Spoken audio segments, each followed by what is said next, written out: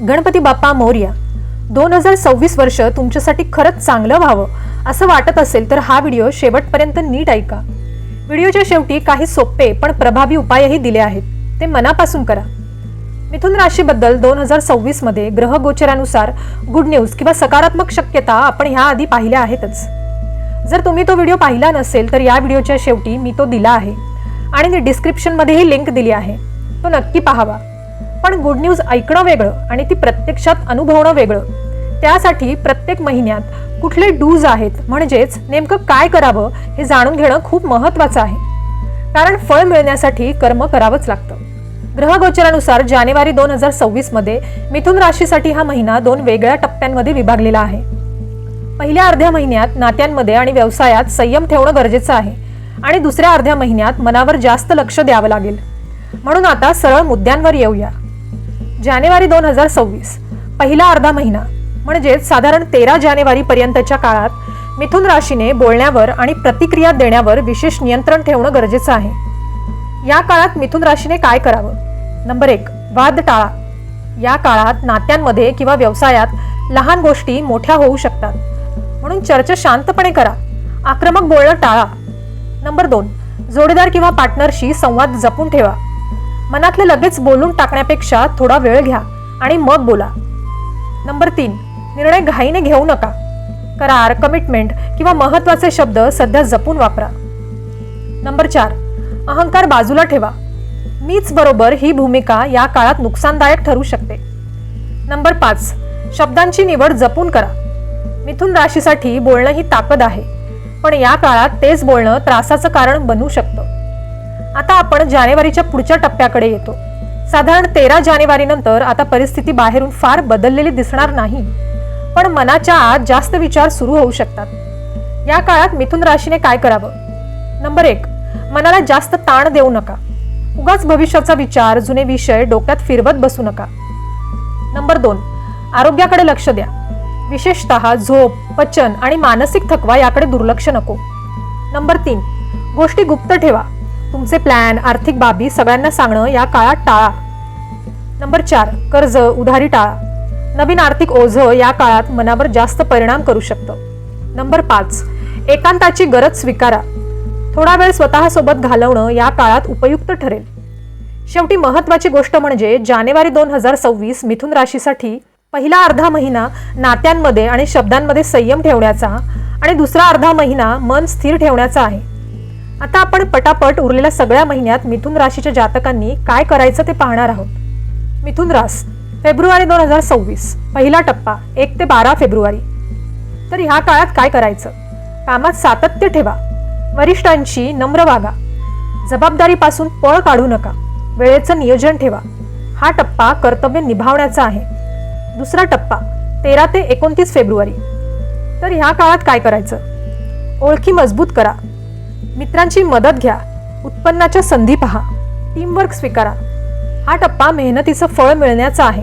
मिथुन रास, मार्च 2026 पहिला टप्पा 1 ते 14 मार्च. तर ह्या काळात काय करायचं? खर्चावर नियंत्रण ठेवा. विश्रांती घ्या. गुप्त गोष्टी गुप्त ठेवा. दुसरा टप्पा 15 ते 31 मार्च. तर ह्या काळात काय करायचं? स्वतःसाठी निर्णय घ्या. आरोग्याकडे लक्ष द्या. नवीन योजना सुरू करा. मिथुन रास, एप्रिल 2026 पहिला टप्पा 1 ते 13 एप्रिल. तर ह्या काळात काय करायचं? घाई टाळा. मानसिक शांतता ठेवा. अनावश्यक खर्च टाळा. दुसरा टप्पा 14 ते 30 एप्रिल. तर ह्या काळात काय करायचं? आर्थिक नियोजन करा. बोलताना शब्द जपून वापरा. कुटुंबात संवाद ठेवा. मिथुन रास, मे 2026 पहिला टप्पा 1 ते 14 मे. तर ह्या काळात काय करायचं? नवीन प्रयत्न करा.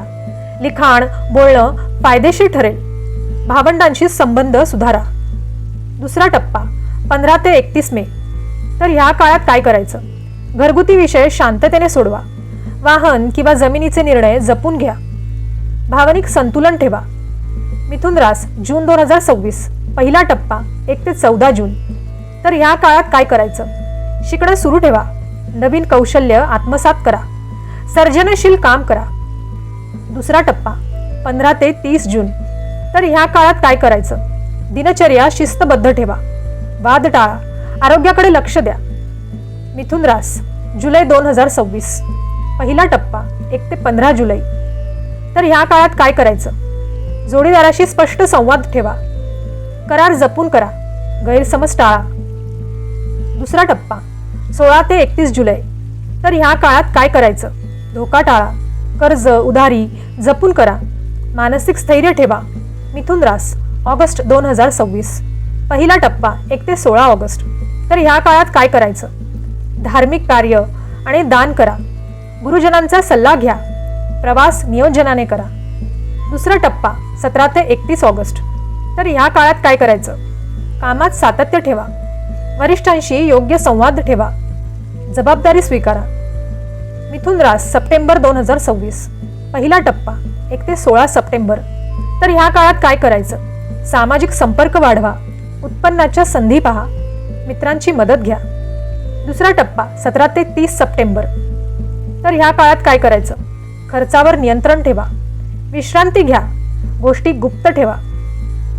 मिथुन रास, ऑक्टोबर 2026, पहिला टप्पा 1 ते 17 ऑक्टोबर. तर ह्या काळात काय करायचं? आरोग्य सुधारणेकडे लक्ष द्या. आत्मविश्वास वाढवा. स्वतःचे निर्णय घ्या. दुसरा टप्पा 18 ते 31 ऑक्टोबर. तर ह्या काळात काय करायचं? आर्थिक शिस्त ठेवा. घरात शांतता ठेवा. बोलण्यात संयम ठेवा. मिथुन रास, नोव्हेंबर 2026, पहिला टप्पा 1 ते 15 ऑक्टोबर. तर ह्या काळात काय करायचं? नवीन उपक्रम सुरू करा. प्रवास फायदेशीर राहील. आत्मविश्वास ठेवा. दुसरा टप्पा 16 ते 30 नोव्हेंबर. तर ह्या काळात काय करायचं? घरगुती प्रश्न सोडवा. भावनिक संतुलन ठेवा. जुने विषय मिटवा. मिथुन रास, डिसेंबर 2026, पहिला टप्पा 1 ते 15 डिसेंबर. तर ह्या काळात काय करायचं? शिकणं सुरू ठेवा. सर्जनशील काम करा. मुलांशी संयम ठेवून वागा. दुसरा टप्पा 16 ते 31 डिसेंबर. तर ह्या काळात काय करायचं? दिनचर्येत सुधारणा करा. वाद टाळा. वर्षाचा आढावा घ्या. आता ह्यावर सोपे पण प्रभावी उपाय पाहण्याआधी वक्रतुंड ज्योतिष चॅनलला लाईक, शेअर आणि सबस्क्राईब करा आणि बेल बटनवर क्लिक करायला विसरू नका, म्हणजे येणाऱ्या नवीन व्हिडिओचं सगळ्यात आधी तुम्हाला नोटिफिकेशन मिळेल. चला तर उपायांकडे वळूयात. 2026 हे वर्ष अंकशास्त्रानुसार ग्रहांचा राजा असलेल्या सूर्याचं वर्ष आहे. म्हणून या वर्षात सगळ्याच राशीच्या जातकांनी आपल्या वडिलांचा सन्मान करावा, त्यांची सेवा करावी. वडील हयात नसतील तर पित्या समान व्यक्तीचा आदर आणि सेवा करा. आणि असं कोणीही नसेल तर दररोज सकाळी सूर्याला अर्घ्य द्या. हा उपाय पित्याशी संबंधित कर्म सुधारतो आणि 2026 मधील ग्रहदोष कमी करेल. म्हणून हा उपाय तर तुम्ही आवर्जून करायलाच हवा. पण त्याबरोबरच शत्रुग्रहांचा त्रास होऊ नये म्हणून मिथुन राशीच्या जातकांनी रोज आंघोळीनंतर हनुमान चालीसा म्हणावी आणि तुमच्या राशीला आणि त्या योगे तुम्हालाच बळकट बनवण्यासाठी उठता बसता काम करताना मनात ओम नमो नारायणाय या विष्णू मंत्राचा जप सुरू ठेवावा. जर तुम्ही जानेवारीपासून डिसेंबरपर्यंत हे डूज पाळले तर 2026 मध्ये मिथुन राशीसाठी दिसणाऱ्या गुड न्यूज म्हणजे सकारात्मक शक्यता प्रत्यक्षात अनुभवायला नक्कीच मदत होईल. गणपती बाप्पा मोरया.